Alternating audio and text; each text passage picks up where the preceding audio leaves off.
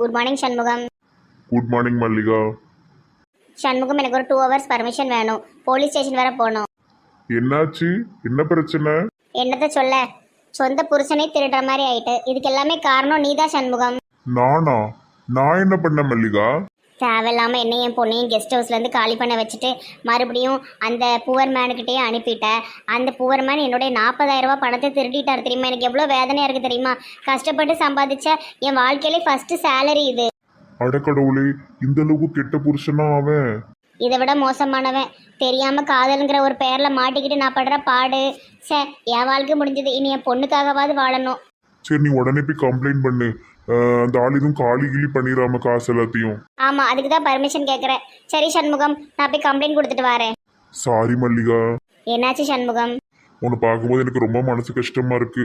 நீ கஷ்டப்படுறதெல்லாம் பார்க்கும்போது என்ன சொல்லணும் எனக்கு தெரியல. என்ன சொல்ல சண்முகம்?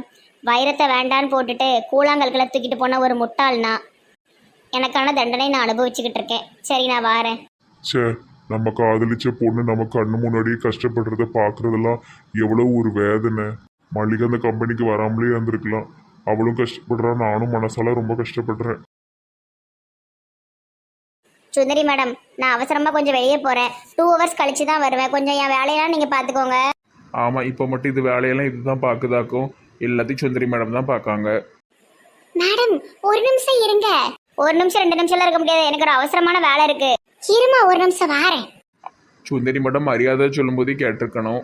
இப்போ வீணா வாங்கி கட்டிக்கிட்டு இருக்கு. சிந்தாங்க. எதுக்கு பணம் தரீங்க எனக்கு? ஆமா, என்கிட்ட நிறைய பணம் கொட்டி கிடக்க, உங்களுக்கு தாரேன். மெண்டல் மாதிரி பேசாதீங்க. இது உங்க பணம் தான். ஏன் பணமா? எனக்கு ஒன்றும் புரியல. நேற்று உங்க டிராயர் அடிச்சு என் டிராயர்ல பணத்தை வச்சுட்டு போயிருக்கீங்க. நான் காலையில வந்து பார்த்து சாக்காயிட்டேன். அடக்கடவுளே, உங்க டிராயர்லயே வச்சிருக்கேன். நான் என் பேக்ல இருந்து இருக்குன்னு நினைச்சுக்கிட்டு இருந்தேன். நீங்க பேக்ல வைக்க மறந்துருப்பீங்கன்னு நினைக்கிறேன். கவனமா வச்சுக்கிடுங்க. ஒரு பைசா சம்பாதிக்கிறதுக்கு எவ்வளவு கஷ்டப்படுதோம். நீங்க என்னடா இப்படி அசால்ட்டா போட்டு போயிருக்கீங்க. நான் எடுக்கவே பரவாயில்ல. ஆபீஸ்ல வேற யாருக்கா இல்லையே பட்டிருந்தா என்ன செஞ்சிருப்பீங்க? ரொம்ப தேங்க்ஸ் சுந்தரி மேடம். இந்த உதவியை நான் என்னைக்குமே மறக்கவே மாட்டேன். முட்டாள் சுந்தரி, அந்த இடத்துல நான் இருந்தா அப்படியே அமைக்கிருப்பேன். கேமரா இருந்தா என்ன, டிராயர்ல குனிஞ்சி மெதுவாக ஒரு கர்ச்சிஃபை உள்ள போட்டு கர்ச்சிஃப் எடுக்கிற மாதிரி எடுத்திருப்பேன். எவ்வளோ ஈஸியாக டெக்னிக்காக திருடலாம். முட்டாள் முட்டாள். என் புருஷன் தான் திருடிட்டான்னு நினச்சி நான் அவரை கம்ப்ளைண்ட் கொடுக்கறதுக்குலாம் போலீஸ் ஸ்டேஷன் கிளம்பிட்டு இருக்கேன். யாத்தாடி, பயங்கரமான ஆளா இருக்கால. புருஷனை கம்ப்ளைண்ட் பண்ணால கிளம்பிக்கிட்டு இருக்கா. இது பாருங்க மல்லிகா மேடம், என்ன அதன் தீர விசாரிக்காம அவசரம் முடிவெடுக்காதீங்க, சரியா? அது என்னோட பர்சனல், அதெல்லாம் நீங்க பேசாதீங்க. நீங்க காசு எடுத்து கொடுத்ததுக்கு உங்களுக்கு ரொம்ப நன்றி. சரி, அதான் எங்கேயும் போகல. வாங்க, வேலையை சொல்லித்தர கவனிங்க. ஓகே ஓகே, ஒரு அரை மணி நேரம் மட்டும் டைம் கொடுங்க. சண்முகம் கிட்ட போய் பேசிட்டு வந்துடுறேன். அது மாதிரி என் பொண்ணுக்கும் ஃபோன் பண்ணி சொல்லிடுறேன். சீக்கிரம் வந்து தொலைங்க. வேலையே செய்யாம ஒப்பேத்திக்கிட்டு நல்ல கை நிறைய காசு பார்க்க நம்ம கிட்ட தான் நாயா சாவுதோம். உடனே இசைக்கு கால் பண்ணி சொல்லணும். பங்கூசு, காபி போட்டு எடுத்துட்டு வாமா. ஏங்க, இந்த பால் காபிலாம் ரொம்ப குடிக்கிறத விடுங்க. உடம்பு பெருத்துக்கிட்டே போகும், நல்லதும் கிடையாது. என்னைக்காவது ஒரு நாள் குடிச்சுக்கிடுவோம். மற்ற நேரம் பூரா அந்த கடுங்காப்பி, அப்புறம் இந்த என்ன பச்சை காப்பி, அதை போட்டு குடிப்போம். அதே நம்ம பச்சை காப்பி டிவியில் ஒயாம விளம்பரம் போடுவாள்வல்ல, பச்சை காப்பி குடிச்சா உடம்பு குறையும் குறையும்னு பச்சை கலர்ல வருமே, அது கிரீன் டீமா? பச்சை காப்பி இல்ல, பச்சை டீ. ஆமா, அது ஒரு 10 பாக்கெட் வாங்கி வச்சுக்கிடணும்.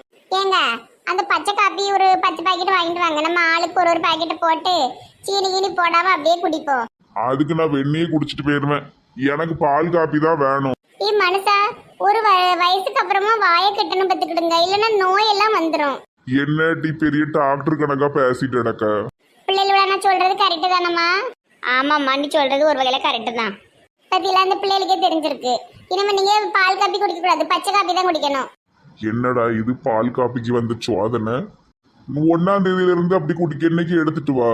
இது என்ன வீட்டு வாடகையா? 1ஆம் தேதியில இருந்து கொடுக்கறதுக்கு? இன்னையில இருந்து நம்ம ஆரம்பிக்கணும்.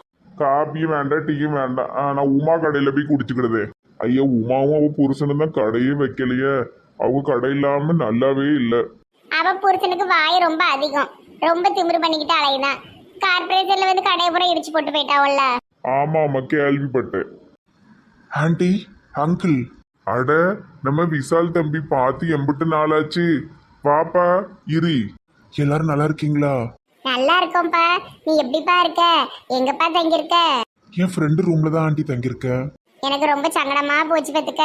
அடிக்கடி ஒன்னு நினைப்பேன். செலவுக்கு பணம்லாம் வச்சிருக்கியாப்பா? அதெல்லாம் இருக்கு அங்கிள். நான் தான் வேலைக்கு போறேன்ல, அது நல்ல தாராளமாவே இருக்கு. ஆமா ஆமா, ஒரு வயசுக்கு அப்புறம் யாரையும் நம்ம நம்பி இருக்க கூடாதுப்பா, சொந்த காலில் தான் நிக்கணும். ஆமா ஆமா அங்கிள். தம்பி மொட்டை மாடிக்கு போகுமாப்பா? இப்பதான் நினைச்சுக்கிட்டு இருந்தேன் மொட்டை மாடிக்கு போலான்னு. நீங்க எல்லாம் மொட்டை மாடியில இருங்க, எனக்கு காப்பியும் வடையும் சுட்டு எடுத்துட்டு வரேன். இல்ல பரவாயில்ல ஆண்டி, நேரம் ஆயிட்டு. என்னப்பா அங்கிளுடைய அங்க இருக்கக்கூடாதுன்னு சொன்னதுல கோவப்பட்டுக்கிட்டேயோப்பா. வாப்பா மொட்டை மாடிக்கு போவோம். சரி அங்கிள். பிள்ளைகள் உள்ள நீங்க எல்லாம் மேல போயிட்டு இருங்க, இந்த அப்பாவும் அப்பாவும் வாரோம். சரிப்பா. நான் போய் படபடன் வடை சுட்டு கடகடன் காப்பி போடுவேன். நான் விறுவிறுன்னு பாத்ரூம் போயிட்டு வந்துடுறேன். சொல்லுங்க சீனியர், எப்படி இருக்கீங்க? ஏதோ இருக்கேன். ஆள் ரொம்ப மெலிஞ்ச மாதிரி இருக்கீங்க. நாகராஜ் நல்ல டயட் சாப்பாடு போடுதானோ? ஆமா கரெக்டா கண்டுபிடிச்சிட்டியே. நீங்க எங்க வீட்டுக்கு சாப்பிட வரலாம்ல? பரவாயில்ல சத்யா. சோனியா சத்யா அங்க வாங்கம்மா. ஏட்டி உனி அம்மா கூப்பிடுது. உன் பேரும் கேட்டதே. எல்லாரும் போயிட்டா சீனியருக்கு போர் அடிக்கும்லாட்டி? அதுக்கு எனக்கு கம்பெனி கொடுக்க போறியோ? அப்ப நீ இரு, நான் போறேன். நான் எதுக்கு இருக்கணும்? நீதானே ஐஸ்கிரீம் பார்ல பக்கத்துல இடிச்சிட்டு உட்கார்ந்துருந்த. ஏன்டி அதையே சொல்லி சொல்லி காட்டுத? என்னைக்காவது ஒரு நாள் அம்மாட்ட சொல்லி கொடுத்தாதான் என் ஆத்மாவே சாந்தி அடையும். சீனியர் பேசிக்கிட்டு இருங்க, நான் போய் காஃபி வாங்கிட்டு வரேன். சரி. உங்ககிட்ட ஒண்ணு கேட்கணும்னு நினைச்சிட்டே இருந்தேன். காலு. அந்த ஐஸ்கிரீம் இதுக்கு அப்புறமா நான் உங்களுக்கு சாப்பாடு கொண்டு வர கேட்கும் போதுல நீங்க ஏன் வேண்டாம்? நீங்க எதுக்கு போட்டுட்டு உனக்கு கஷ்டம், அதான் வேண்டான்னு. இது என்ன சீனியர் கஷ்டம் இருக்கு? எங்க வீட்ல உள்ள சாப்பாடு தான் உங்களுக்கு தரப்பறேன், ஸ்பெஷலாவா வாங்க போறேன். பரவாயில்ல பரவாயில்ல, இருக்கட்டும். சரி உட்காருங்க. உங்க வீட்ல கூப்பிட்டாங்களா? இல்ல வீட்ல எல்லாம் இப்ப பெரிய பிரச்சனை ஓடிட்டு இருக்கு, அந்த பக்கமே போக முடியாது. என்ன சீனியர் உங்களுக்கு இப்படி கஷ்டமா வந்துட்டு இருக்கு சார்? பரவாயில்ல, வாழ்க்கையில எல்லா பிரச்சனையும் வரதானே செய்யும். ஏதாவது உதவி வேணா என்கிட்ட கேளுங்க, என்னால முடிஞ்சது நான் கண்டிப்பா செய்யறேன். சரி சரி. என்ன ராஜம்மாதா, இன்னைக்கு உங்க கணவர் உனக்கு ஒன்னும் திங்கிறதுக்கு வாங்கிட்டு வரலையா? ராஜமாதாவா அப்படின்னா என்ன? ராஜமாதான இந்த வீட்டுக்கே நீ தான் ஹெட்டுன்னு அர்த்தம். அதாவது நீ கேட்டது தானே சமைச்சு கொடுக்காங்க, நீ சொல்றது தானே செய்தாங்க. ஐயோ அண்ணி, அப்படிலாம் ஒன்றும் இல்ல. நீ நம்பளனாலும் அதுதான் நெசம். எங்கிட்ட உன் புருஷன் ஆளையே காணோம், இனிமேதான் வருவாருக்கா.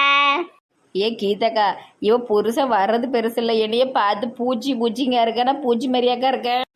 அப்படியே சொல்லுதான். அது கை காலெல்லாம் குச்சி மாதிரி இருக்க, மண்டையில வித்தியாசமா தொப்பி போட்டுக்கலாம், அதுக்கு அப்படி சொல்லுவானா இருக்கும். பேசாம இனிமே எங்களை மாதிரி ட்ரெஸ் போடு, இல்லைன்னா சுடிதார போடு. ஆமா ஆமா, வேற ட்ரெஸ் மாத்த வேண்டியதானே. நானே வச்சுக்கிட்டா வஞ்சனை பண்ணதேன், வேற ட்ரெஸ்லாம் இல்லை. என்ன ஒரே சத்தக்காடா இருக்கு? எல்லாவளும் செட்டு சேர்ந்து கதை பேச ஆரம்பிச்சிட்டீங்க போல. வேற என்ன செய்ய, வெளியே போயிட்டேன்னா வெளியே போயிட்டா வீட்டில் இருக்க மாட்டேக்காங்க. சரி அதான் கழுதை இங்கே உட்காந்து கதை பேசுவோம். ஆக மொத்தத்துல வீட்டுல வேலை செய்ய மாட்டேன். ஒண்ணு அங்க இருந்து கதை பேசுவேன், இல்லைன்னா இங்க இருந்து பேசுவேன்.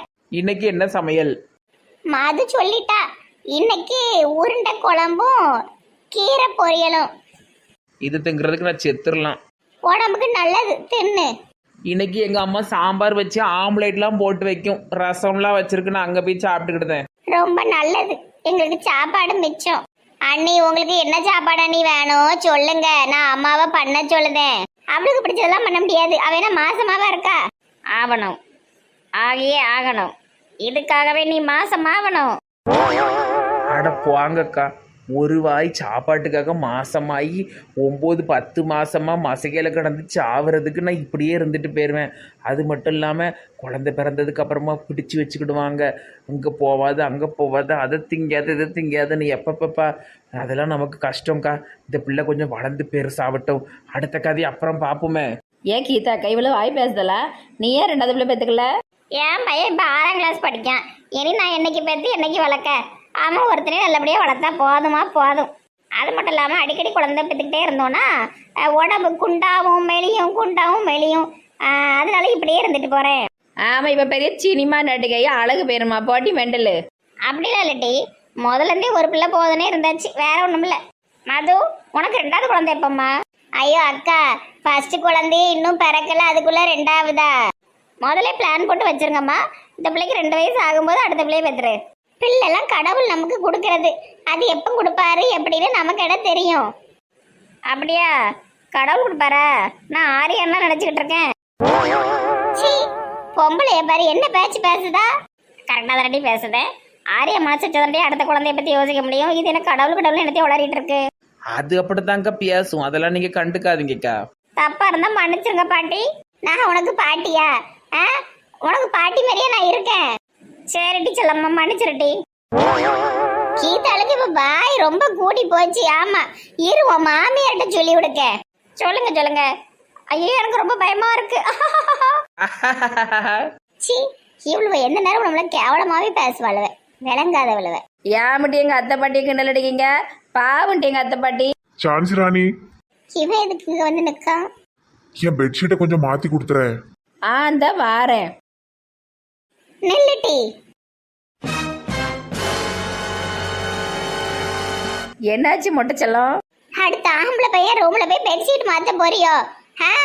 அவனுக்கு கை இல்லையா? அவன் மாத்த மாட்டானா? இவ்வளவு நாள் இவ தானே மாத்திக்கிட்டு இருந்தா. உங்களை மாத்த கூப்பிடும் போதெல்லாம் சாந்திராணி கொஞ்சம் மாத்தி விட்டுருமான்னு சொன்னீங்க. சீரமெல்லாம் நீ மாத்த வேண்டாம். அவன் ரூமுக்கு நீ ஏன் போகணும்? சரி, பெட்ஷீட் நான் தாரேன், நீயே மாத்திக்கோ சரியா? அவளை கூப்பிட்டு நடக்காத.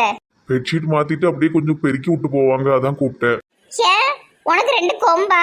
இல்ல ஆம்பளை பயங்கர திமுறா? பாறையில் எடுத்து பெருக்குனா எல்லாரும் பெருக்கலாம். என்னாச்சு பெரியமா இவ்வளவு கோவப்படுறீங்க? ஆமா, நான் பார்த்து பொண்ணுதான் கல்யாணம் பண்ணல. ஏதாவது சொல்ற பேச்சையாவது கேளு போ. உடனே எந்திரிச்சு வாரா. என்ன பழக்கம் இது? செத்த பழக்கம். ஆமா, கேட்கணும்னு நினைச்சுக்கிட்டு இருந்தேன். இங்க வந்து ரொம்ப மாசம் ஆயிட்டேன். அடுத்து யார் வீட்டுக்கும் போகலையா?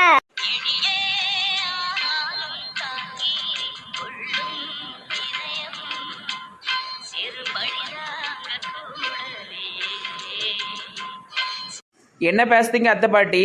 அவன் நம்ம வீட்டில் தானே இருந்துகிட்டு இருக்கா. திடீர்னு யார் வீட்டுக்கும் போகலையானா என்ன அர்த்தம்? போயிருந்தேன் மொட்டை செல்லம். நான் போயிருந்தேன். எப்போ போகணும்னு சொல்லுங்க, நான் போயிருந்தேன். கேட்கதாமா செஞ்சேன்.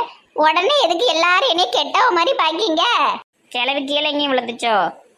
மெண்டல் மாதிரி பேசிக்கிட்டு இருக்கு. அதுக்கு ஒரே பியாதி எடுக்கு. அங்கே பூங்குடியோ புடலாங்குடியோ பார்த்துட்டு வந்துச்சுலா, அதுல இருந்து பியாதி எடுத்து நிற்கு வீட்டில். பேசாம உங்க தாத்தா மாமாவுக்கு அந்த பூங்குடியை கட்டிட வேண்டியதானே?